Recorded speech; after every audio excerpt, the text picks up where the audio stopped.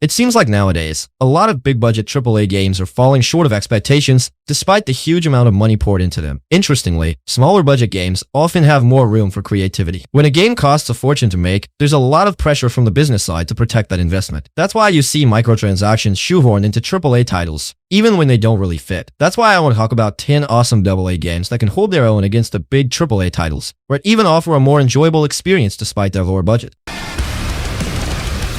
I've got to include A Plague Tale games on this list. Both were made by Asobo Studios, which isn't as big as Rockstar Games or Ubisoft. You might be curious about the budget for A Plague Tale Innocence and its sequel, Requiem, especially considering how great they turned out. Would you believe it cost only $10 million to make Innocence and $25 million for Requiem? It's pretty surprising, especially since Requiem looks like such a high-quality game. Props to the studio for pulling it off with that budget. Now, let's dive into the game itself. Visually, it's stunning, from the landscapes to the markets to the sea. The medieval buildings are detailed and beautiful, and the level designs are top-notch. The soundtrack sets the perfect tone, whether it's haunting, emotional, or festive.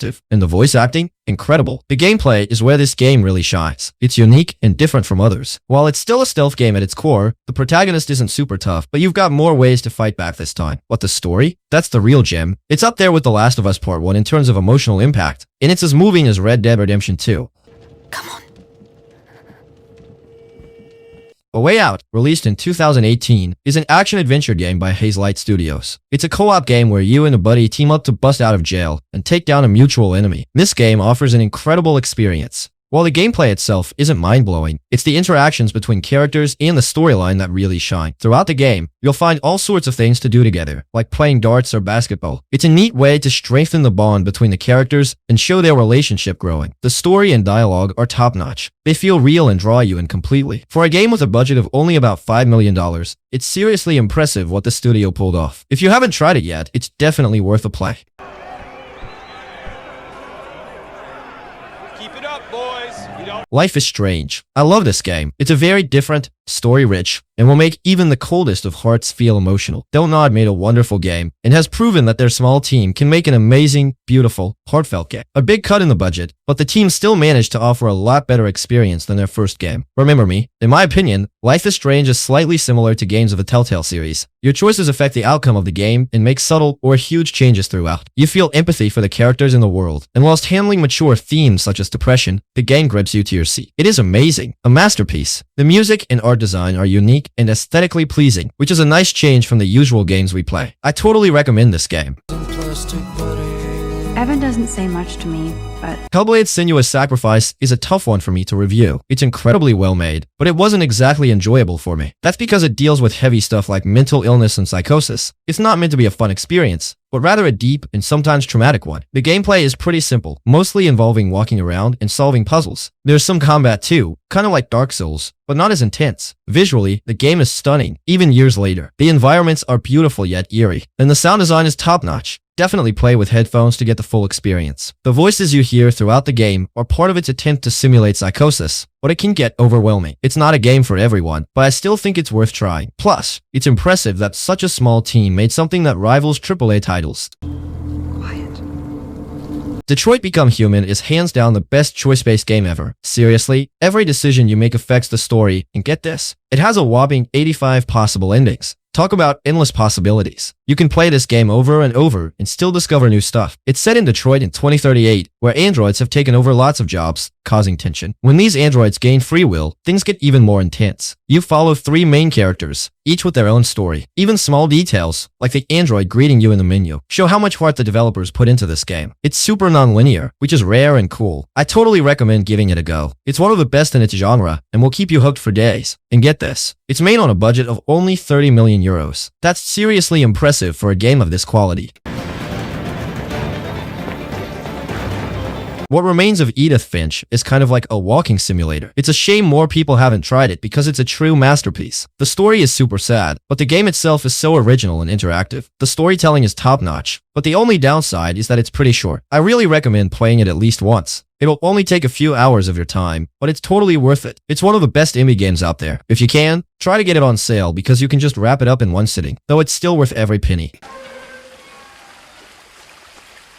Atomic Hearts is kind of like a mix between an indie and AAA game. It's not exactly a big budget title, but it feels pretty close. As for the game itself, it's definitely not what I was expecting. I thought it would be a serious sci-fi survival game, but it's more like a crazy sci-fi trip. It takes inspiration from a bunch of different games, like Fallout for the world design, BioShock and Dead Island for the gameplay, and even Looney Tunes for the story. And seriously, the story is wild. The gameplay is better than your average first-person shooter. You can carry tons of weapons and have special powers to play with. It can be pretty tough, but I usually just stick to my best gun and blast away. Overall, I think it's a good game worth trying out.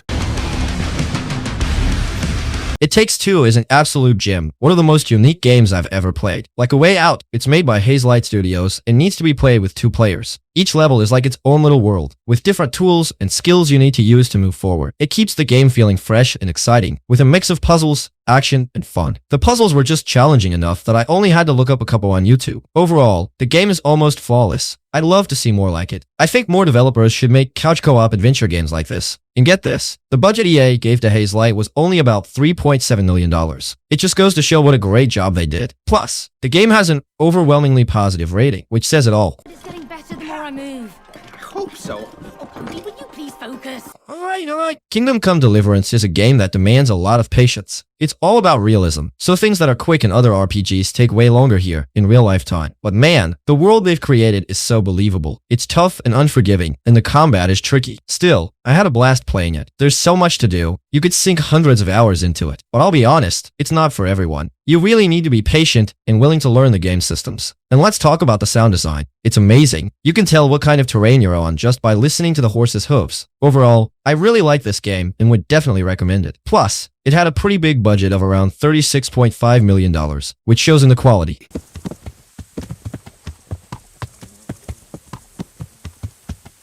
Firewatch is one of those games you play through once, and then probably never again. But let me tell you, the story is gripping, the characters are lovable, and the art style is cool. It's just a nice game to sit down and immerse yourself in. It's a walking sim that's aged really well. The narrative keeps you hooked from start to finish, and exploring the Wyoming forests and caves as a ranger alone really makes you feel the solitude and fear. You'll find yourself craving the sound of another voice, even if it's from someone you've never met. It's a unique game, made by a small team of about 10 people at Campo Santo over 2 years, with a budget of probably around $3 million.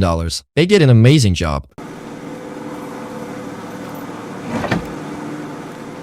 If you're into mysteries, gritty detective stories, and noir vibes, The Wolf Among Us is right up your alley. It's not super complicated in terms of gameplay. It's mostly a point-and-click detective game, but the visuals are stunning. The pacing, writing, and atmosphere are all top-notch. And the way it brings folklore characters into a noir setting is really cool. It's fun trying to guess where each character comes from. It's a mature story set in a noir world, with fairy tale characters living secretly among us. If you're a fan of Detroit Become Human, Life is Strange, or the Telltale Walking Dead series, you'll definitely enjoy this game. Mr. Toad? Oh, shit. Bigby! Listen, mate, I know I don't look human. It's a problem, I get it. I just stepped out the apartment for just a second to see what kind of damage this drunk shit is doing. The Quarry is a solid experience, especially if you're into interactive movies or games that blend storytelling with player input. The character models, voice acting, and writing are all great, giving off a vibe like a well-made horror movie set at summer camp. The game's mechanics are a bit different and can be challenging. There are lots of cutscenes you can't skip, but you get to decide how characters act during conversations. Sometimes you can move around and look for clues, but it's not a big part of the story. As the game goes on, you get more involved, which is nice. And if you're not paying attention, some characters might meet a grim fate, which adds to the realism. Overall, if you like this kind of genre, give The Quarry a shot. Ugh. Horror. I hate horror.